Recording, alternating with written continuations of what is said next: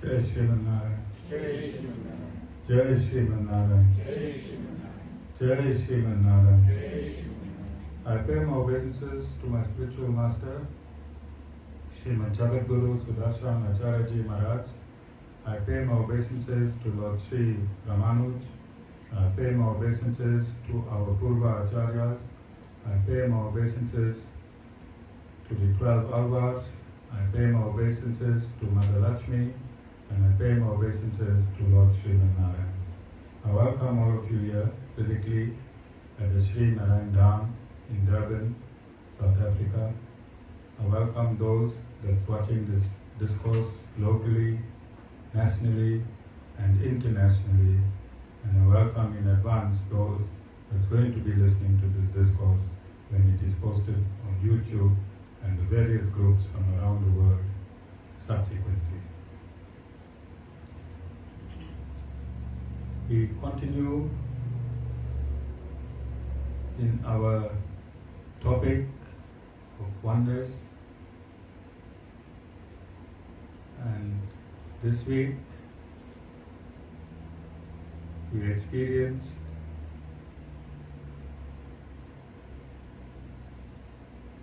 I think, Jessica, a landmark decision in an equality court here in South Africa, where we put our discourses and our efforts of the Sri Narayan Dham into practice. But before I go there, I want to give a background between religion and spirituality. Dhana, which high school you went to? Centenary. Centenary. What color was your blazer? Navy. Navy. And your tie? Navy blue and white. Jay, which high school you went to?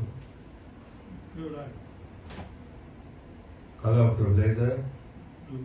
Navy blue. Tie? Blue and red stripe. Okay, so they had the same blazers, but the ties were different.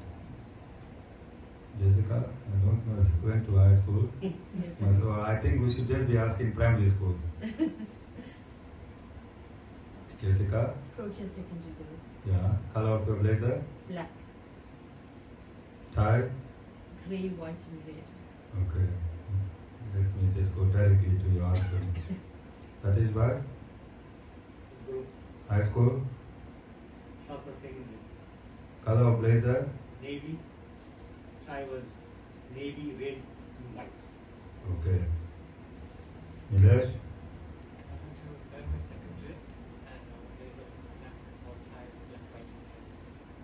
Anita, same color? Yeah.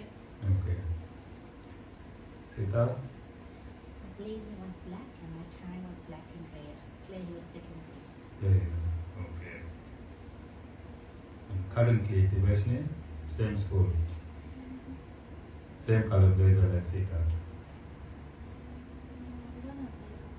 Oh, you don't have blazers. Alright. So if all that were in this district school, then you would go to, after you pass your metric, you would go to Durban, Reservoir, more conveniently. Yes? That point in time, older ones.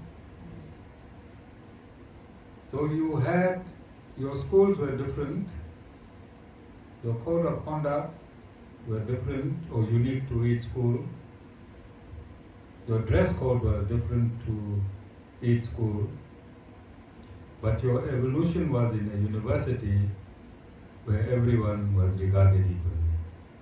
Yes?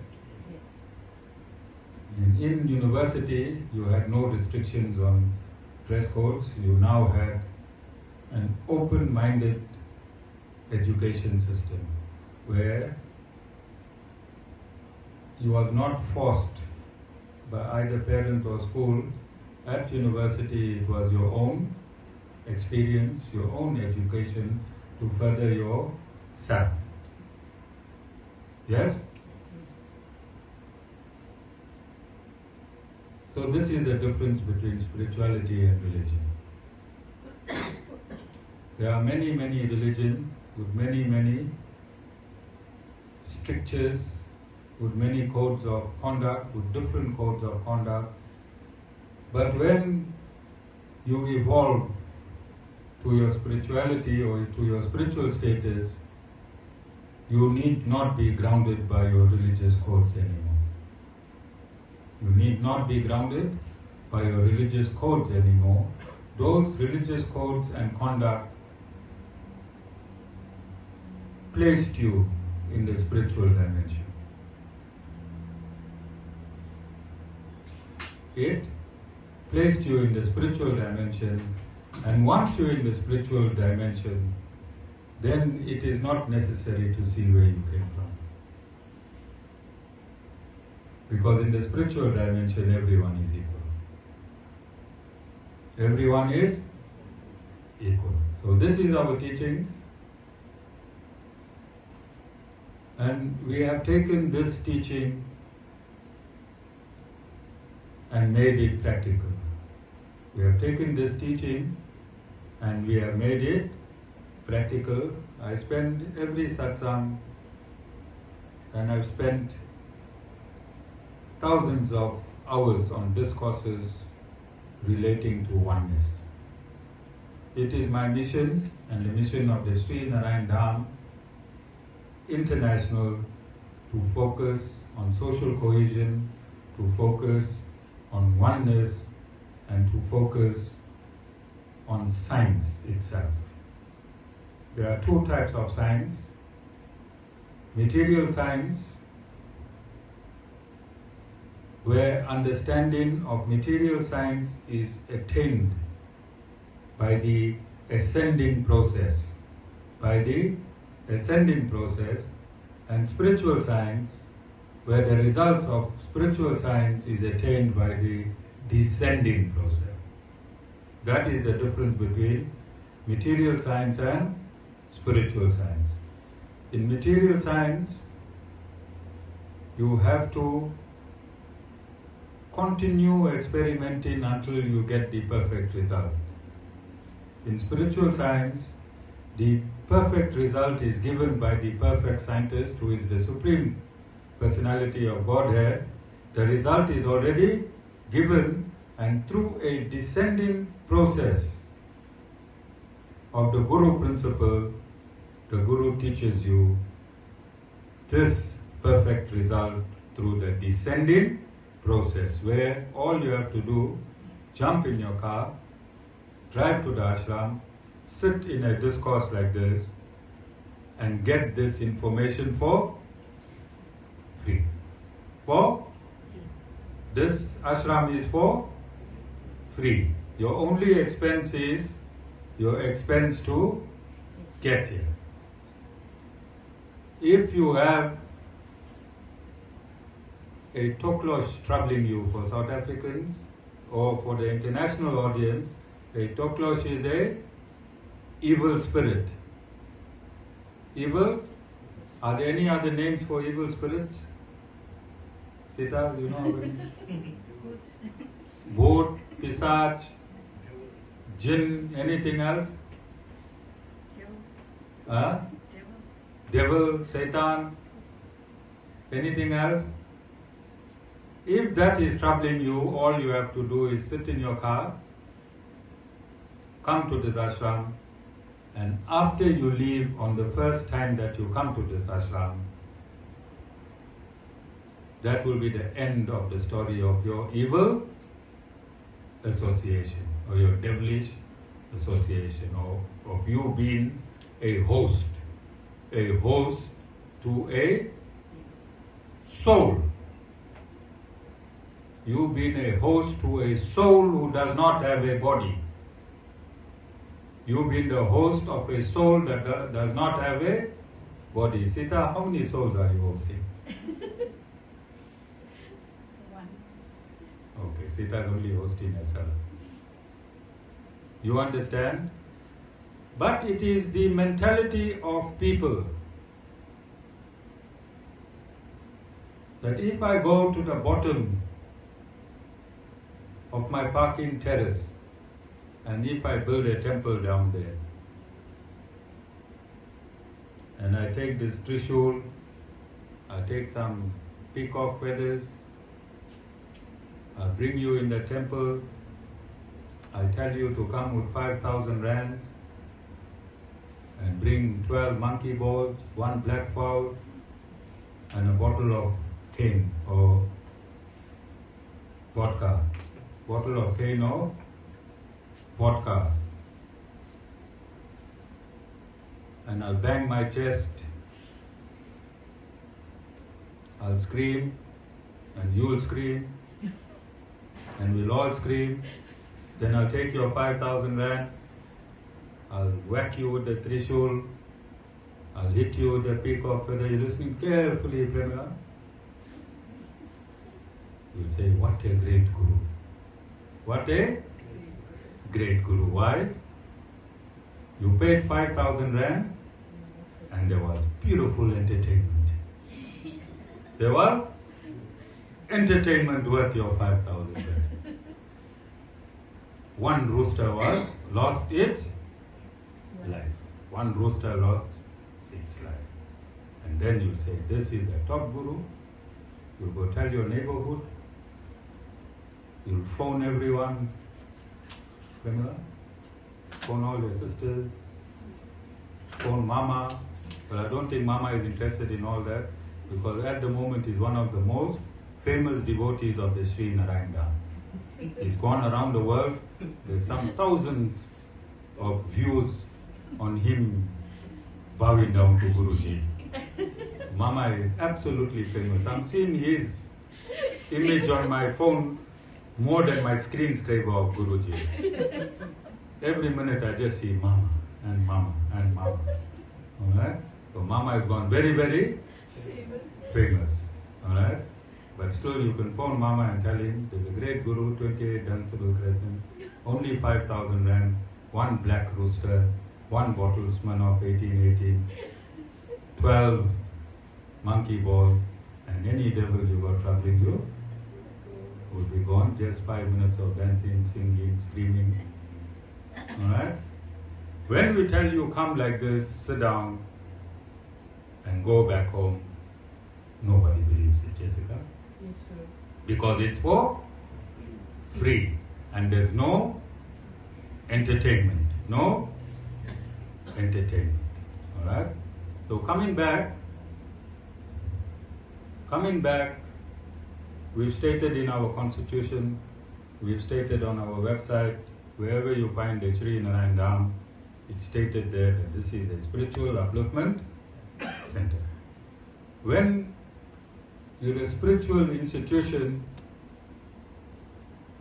there is no marriage to any religion. There is no marriage to any religion because it is a dimension of the soul that transcends the body. It is a dimension of the soul that transcends the body.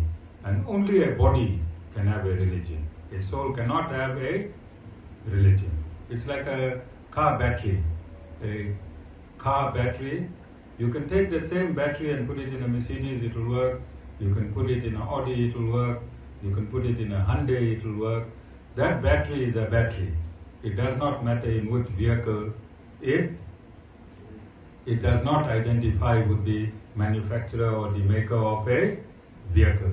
It identifies with itself. It is simply a battery. That battery can start and function any vehicle. Similarly, the soul cannot be identified to any specific or particular religion. A soul cannot identify with any particular or specific race.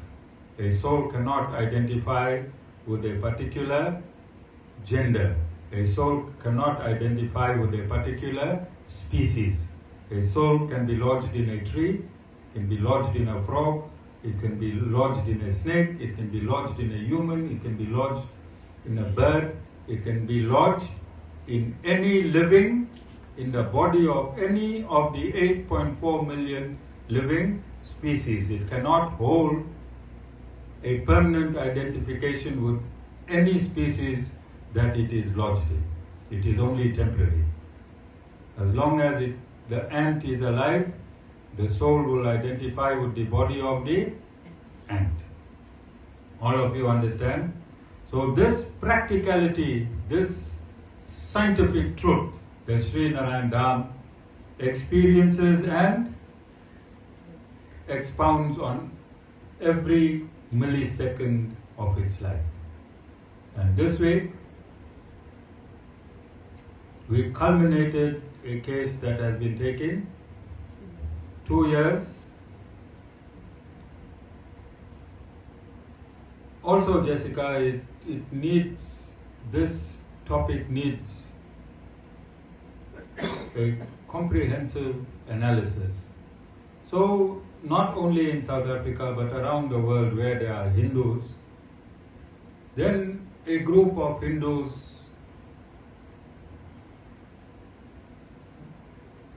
form organizations.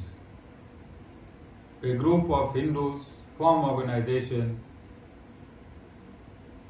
and become, without Sanatan Dharmic credentials, without Sanatan Dharmic credentials, this group becomes the umbrella body of so-called Hinduism. Without having any experience in spirituality, without having read the Bhagavad Gita, without being well versed in the Bhagavad Gita, without knowing the Bhagavad Gita from cover to cover, without any knowledge in Sanatan Dharma, a group of people get together and they call themselves the governing body of Hinduism.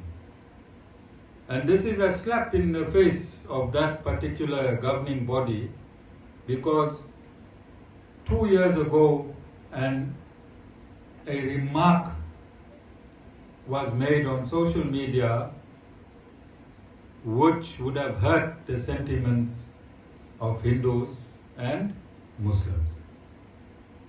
This governing body of Hinduism took this matter to Equality Court and claimed punitive damages for 1 million of 2 respondents, 1 million each. 1.2 million of 2 respondents. 1.2 million of 2 respondents. Now again, I want you to understand, no reading of the Bhagavad Gita, no reading of the Puranas, although the first applicant claims to, I read in his affidavit, to be well versed with aspects of Hinduism and Sanatan Dharma. Yes, over many years. In Sanatan Dharma, tolerance and Sanatan Dharma is synonym for each other. Tolerance is Sanatan Dharma, Sanatan Dharma is tolerance. You understand? To make a punitive claim in terms of rands and cents is not part of Sanatan Dharma, is not part of Sanatan Dharma. You cannot, Sanatan Dharma won't allow you to charge somebody that made an offensive remark against you. You're not going to get that. Sanatan Dharma will ask you to embrace that person and bring him into spiritual understanding. That is Sanatan Dharma. You cannot mix Sanatan Dharma and the law of your land. Sanatan Dharma is an eternal science, and for this science to be practiced, it can be synthesized in any part of the world. In any part of the world. You cannot claim monetary value in the practice of Sanatana Dharma, Jessica. You cannot. You can do it in your personal capacity. You understand? Everyone in this ashram today, seated here, how many offenses you committed against God before coming to this ashram? Only today. Let's not go back last night, Jessica. Only this morning, from the time you got up and opened your eyes until you landed in this ashram, how many offenses you committed against God? Shanti, don't look so guilty. Firstly, we woke up late, so that's an Right? Offense number 1. How many ants you killed along the way with your ties while you got here? Jessica, how many deadly looks you gave your husband? How many times you spoke to him harshly this morning? You screamed from one room to another. A few times. Yes, and that's against your marriage vows, the 7 vows that you took. It's an offense against Mother Lakshmi and Lord Sri Narayan. How much are you paying them, Jessica? Nothing more. Why nothing? It's free. Do you understand? Sanatana Dharma does not belong to a living entity. Sanatana Dharma does not belong to any living entity. It is the essence of the Supreme Lord. Sanatana Dharma is the essence of the Supreme Lord. Who are you to take the Lord's essence, satisfy, and claim punitive damages from someone? Sanatana Dharma has the absolute punitive damage system in the universe. It's called karma. What's it called? Karma. And karma works automatically under the guidance of the Supreme Lord Himself. Under the Supreme Lord Himself, we are all individual immersed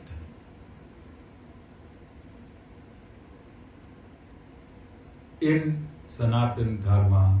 We do not own it. We cannot own it. You understand? And with this intention, the Sri Narayan Dham joined the applicant. With this intention, the Sri Narayan Dham joined the first applicant. So I stated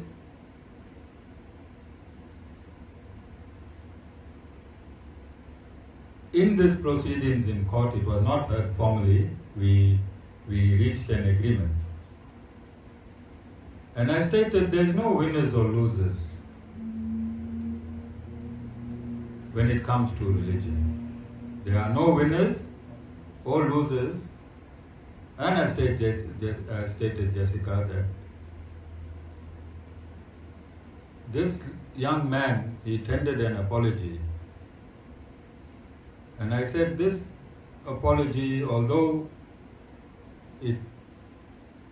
there's an order that within 30 days this apology must be published in newspapers and also on social media, I asked that a hype do not be created in terms of the apology. We need not create a hype, because if we create a hype, then it defeats the purpose of the negotiation and the agreement that we reached. Then we dream exactly the same thing that was done to us. We don't want to be superior, neither do we want to be inferior. We don't want to be superior, neither do we want to be inferior. We want this to be the past, but we want to learn a lesson. And I told this young man, do not take this 2 years negatively, because you did bring a positive change in respect of that transgression. In respect of that transgression. So he brought a whole lot of people together in that courtroom. He brought a whole lot of diversity. He was responsible for it. And I like to remind you that all the ladies satisfied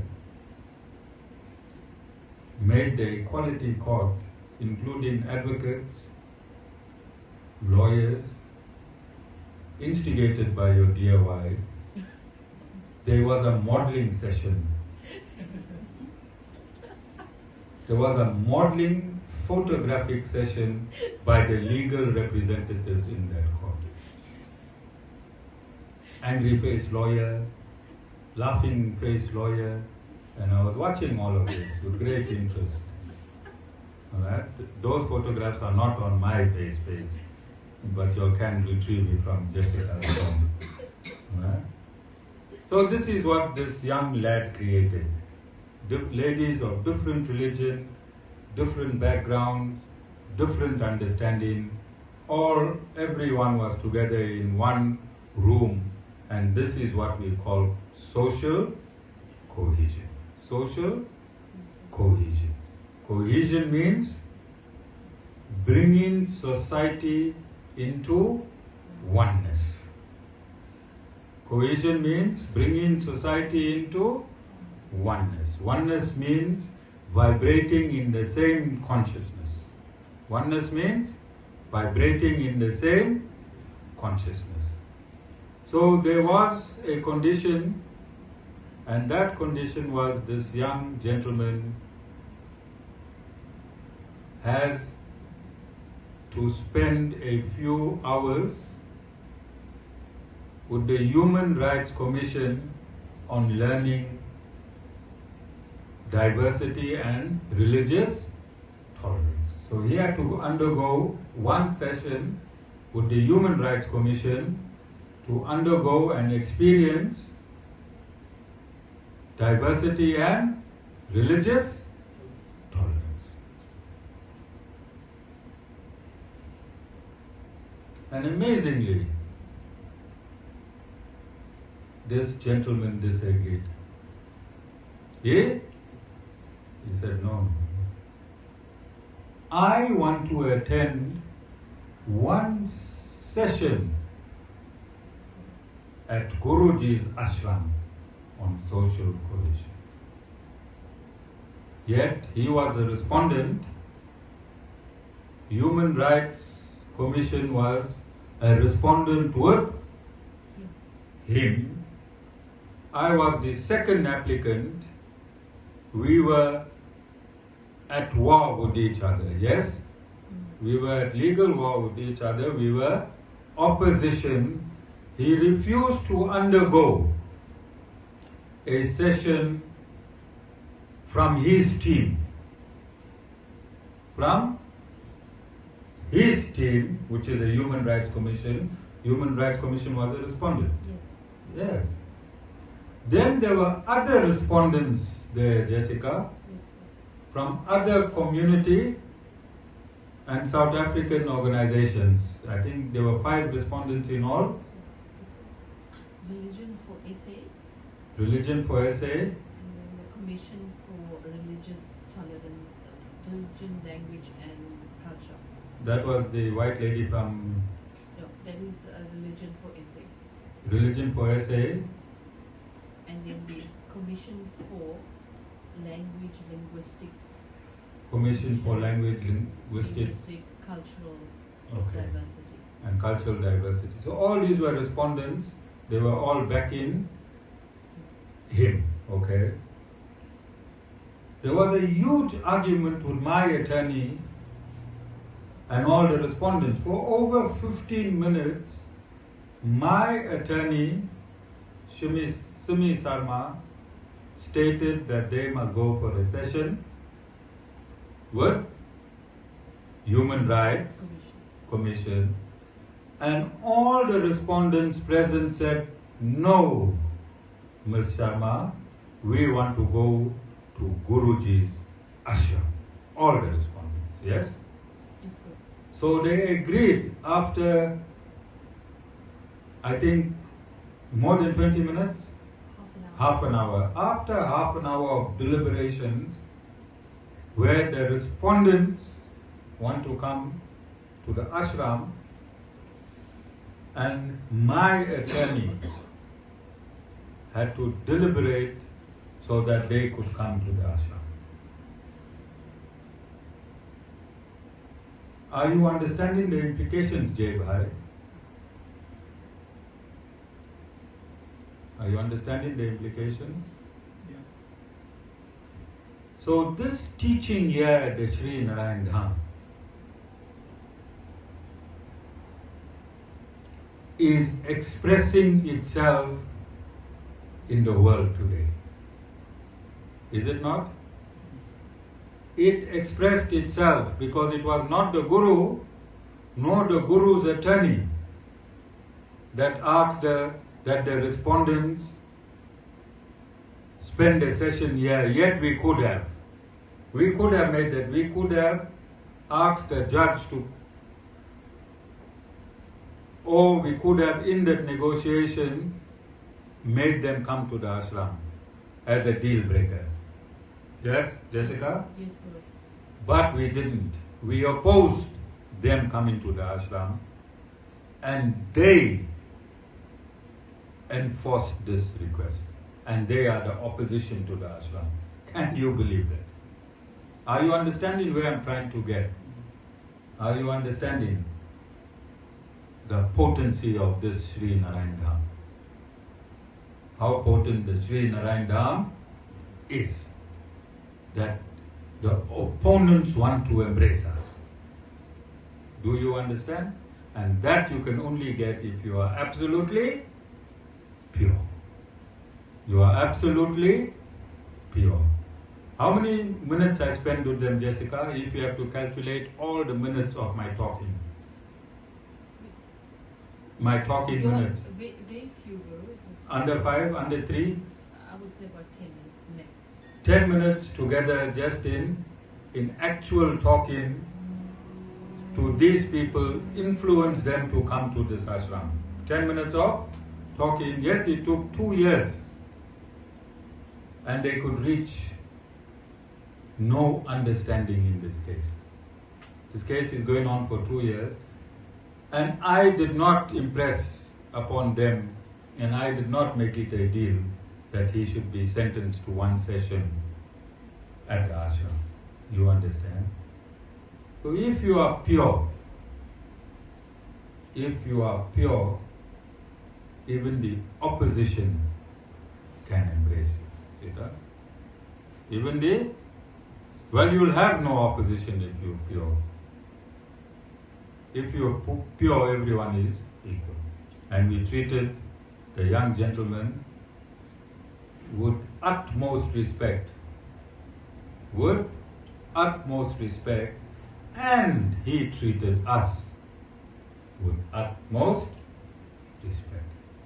This is the consciousness that pervades when you accept the teachings of Sanatana Dharma. And this is scientific, Anita. This is scientific. And I want you to understand the ascending science and the descending science. How many years it took mankind to estimate the speed of light, Anita? I'm not sure. Well, you can make a determination. We know Kali Yuga started in 5,000 years ago. We know that. Then we know speed of light was discovered 19th century. You'll find it on Google. Are you understanding? Sita? Yes. Speed of light when it was scientifically discovered. Mama? I think your nephew is going to get famous. If anyone wants to get famous, be good to Demina.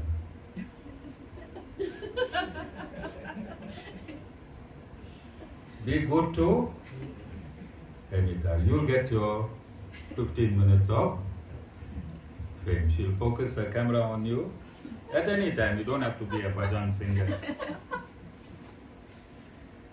Just be good to Amita. Amita? When? 1676. In 1676? Yeah, so 1676.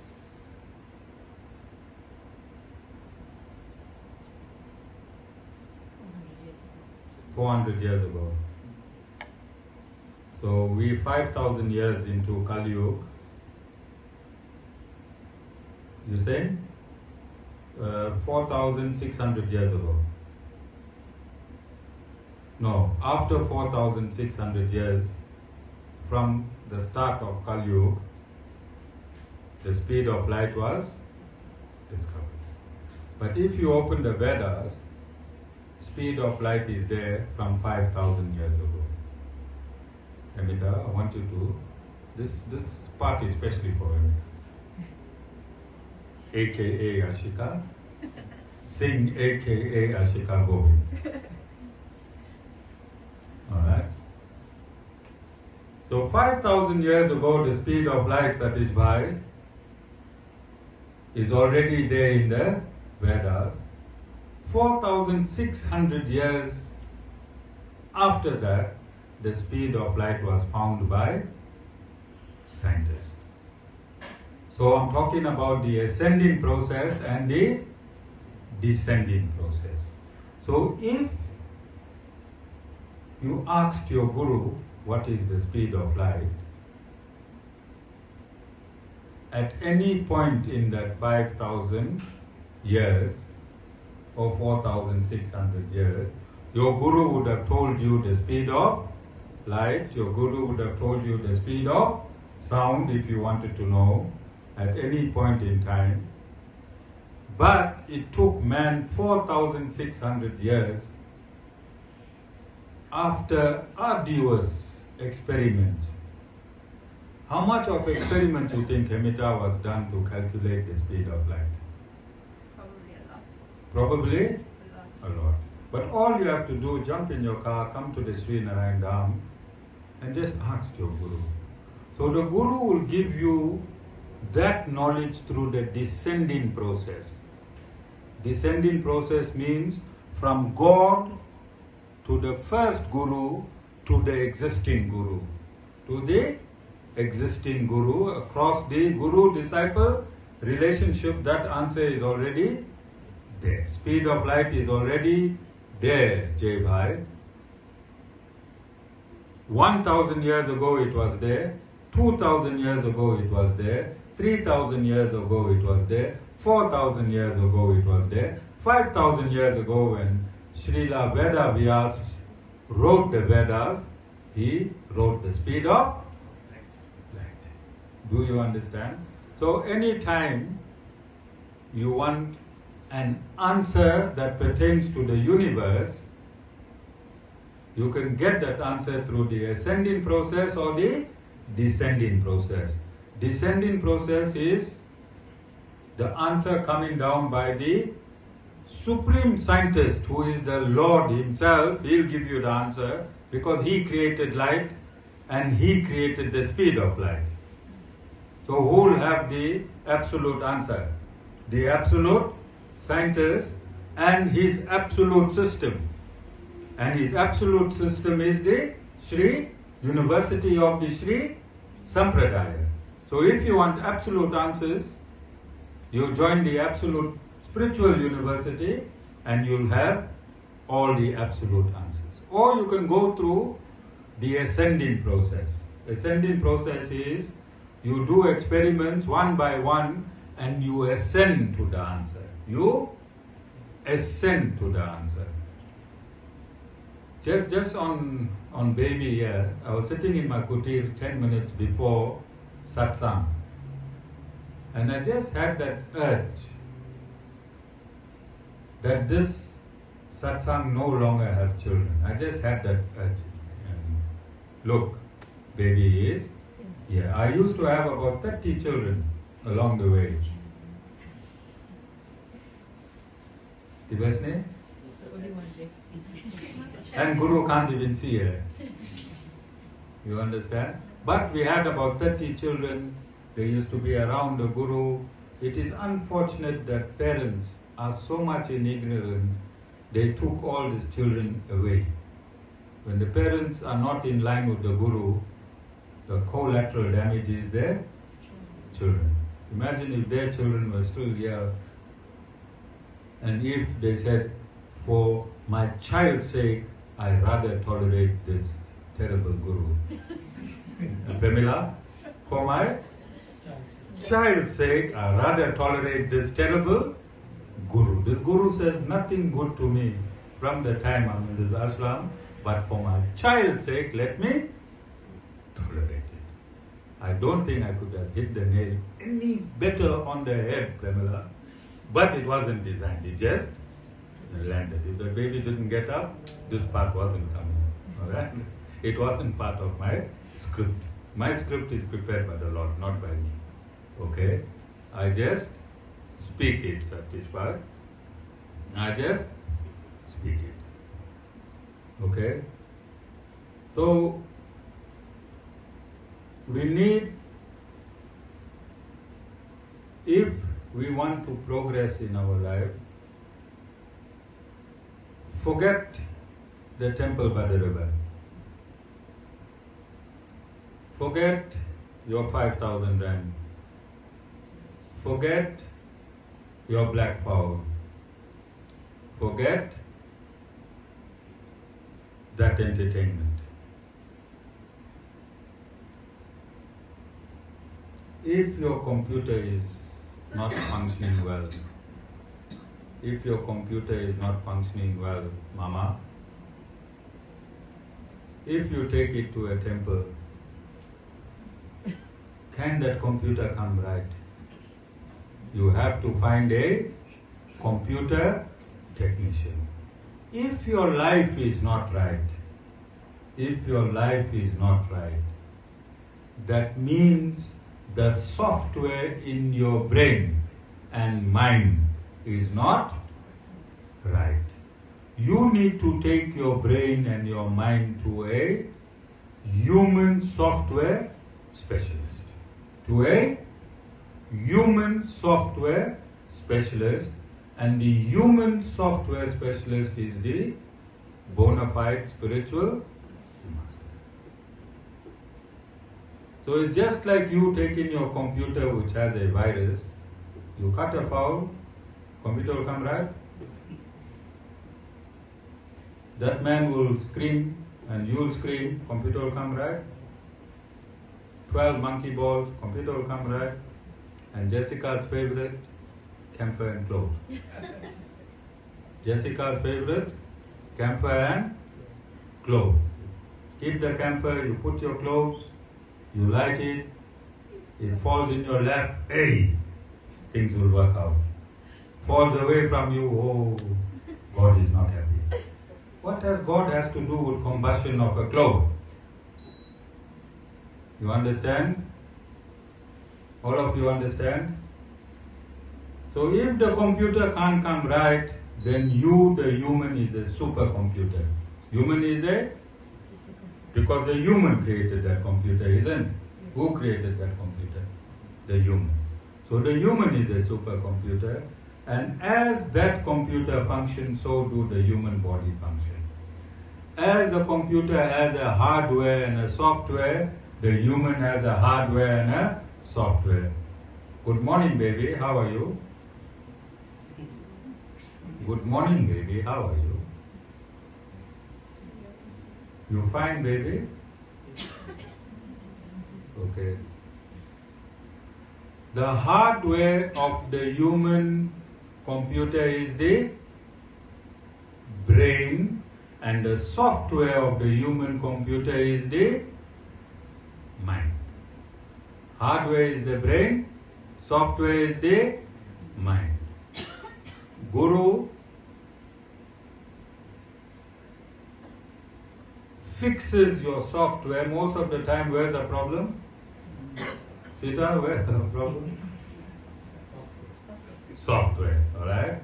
So when Guru removes the virus from the software of the human mind, you become a functioning human mechanism again. Yes or no? Yes.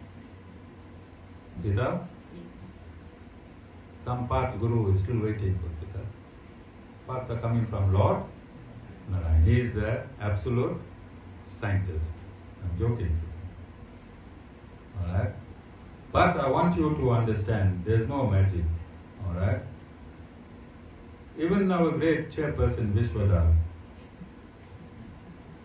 he wanted to open his third eye in his computer. He was going to spend $10,000 before he met me. I think a week before he met me, he was about to do that transfer into that account, go to India and open his third eye.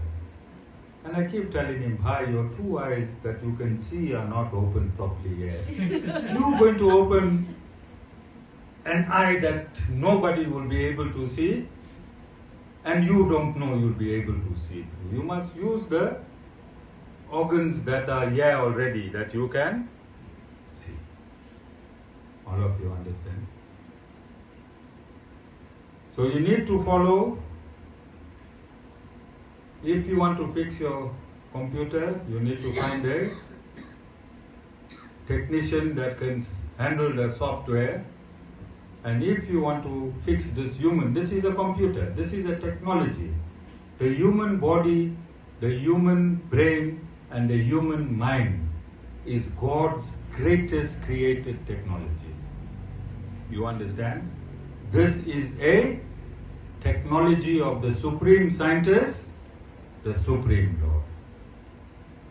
And the Lord also created the universe in which this technology can synthesize its actions and receive everything that you need is in this universe. Yes, Premila?